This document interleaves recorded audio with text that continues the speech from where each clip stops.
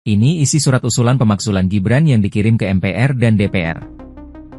Di tengah hiruk-pikuk politik pasca pemilu, sebuah surat tertanggal 26 Mei 2025 mendarat di meja pimpinan Majelis Permusyawaratan Rakyat dan Dewan Perwakilan Rakyat Republik Indonesia. Pengirimnya, Forum Purnawirawan Prajurit TNI, sebuah kelompok yang menamakan diri Purnawira Satya Bakti. Isinya bukan sekadar surat biasa, melainkan sebuah usulan yang menggema kuat, pemakzulan Wakil Presiden Gibran Rakabuming Raka. Forum ini, yang menyatakan dukungan penuh kepada Presiden Prabowo Subianto, merasa terpanggil. Sebagai penjunjung konstitusi dan etika kenegaraan, mereka memaparkan pandangan hukum atas proses yang mengantarkan Gibran ke kursi orang nomor 2 di Republik. Mereka tak datang dengan tangan kosong, melainkan dengan argumen berlapis yang mereka yakini kokoh. Dasar konstitusionalnya, mereka merujuk langsung pada jantung negara, Undang-Undang Dasar 1945, khususnya Pasal 7A dan 7B.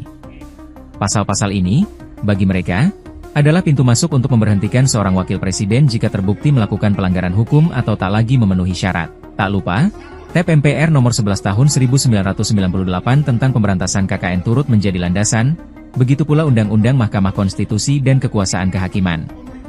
Lalu, apa saja tudingan yang dialamatkan?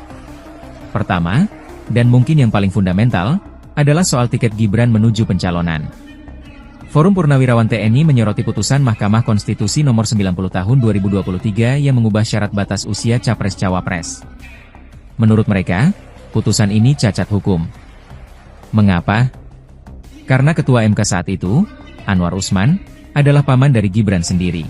Sebuah konflik kepentingan yang, menurut Forum, melanggar Undang-Undang Kekuasaan Kehakiman dan telah dibuktikan dengan pelanggaran etik oleh Majelis Kehormatan MK yang memberhentikan Anwar Usman dari jabatan Ketua MK.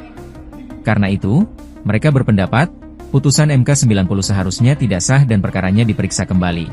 Argumentasi kedua menyasar kepatutan dan kepantasan Gibran.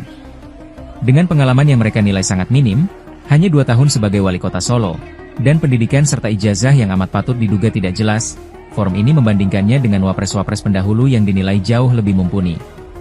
Bahkan, mereka mengklaim, dalam 6 bulan menjabat, Gibran belum menunjukkan kemampuan signifikan dan malah menjadi beban bagi Presiden. Sorotan ketiga adalah soal moral dan etika.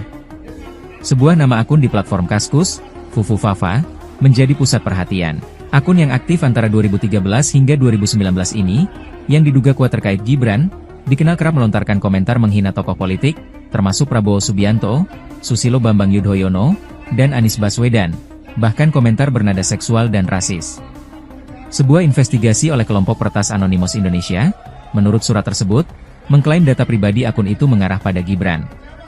Bagi Forum, ini adalah cerminan moral dan etika yang tidak pantas untuk seorang wakil presiden. Terakhir, namun tak kalah serius, adalah dugaan korupsi yang menyangkut keluarga Presiden Joko Widodo. Laporan Ubedillah Badrun ke KPK pada tahun 2022 mengenai relasi bisnis Gibran dan Kaesang Pangarep, yang saat itu Gibran sudah menjadi wali kota Solo, menjadi dasar tudingan ini. Dugaan KKN ini, menurut Forum, berkaitan dengan suntikan dana modal dari perusahaan Ventura ke perusahaan kuliner anak-anak Jokowi. Oleh karena itu, mereka juga mengusulkan agar DPR menindaklanjuti dugaan korupsi yang melibatkan mantan Presiden ke-7, Joko Widodo, dan keluarganya. Berdasarkan seluruh dalil tersebut, Forum Purnawirawan Prajurit TNI dengan tegas mendesak DPR RI untuk segera memproses pemakzulan Wakil Presiden Gibran Rakabuming Raka. Surat ini ditandatangani oleh nama-nama besar Purnawirawan Jenderal, seperti Fachru Razi, Tiasno Soedarto, Hanafi Asnan, dan Slamet Soebijanto. Bahkan, dalam pernyataan sikap yang terlampir, mereka juga menyuarakan berbagai tuntutan lain, mulai dari kembali ke UUD 1945 asli, evaluasi IKN, hingga penertiban tenaga kerja asing Cina. Tanda terima dari Sekretariat Jenderal DPR dan MPR RI menunjukkan surat telah sampai pada 2 Juni 2025. Sebuah langkah berani dari para purnawirawan, yang kini meletakkan bola panas di tangan para wakil rakyat. Akankah usulan ini bergulir menjadi badai politik? Atau hanya akan menjadi catatan kaki dalam sejarah? Waktu yang akan menjawabnya.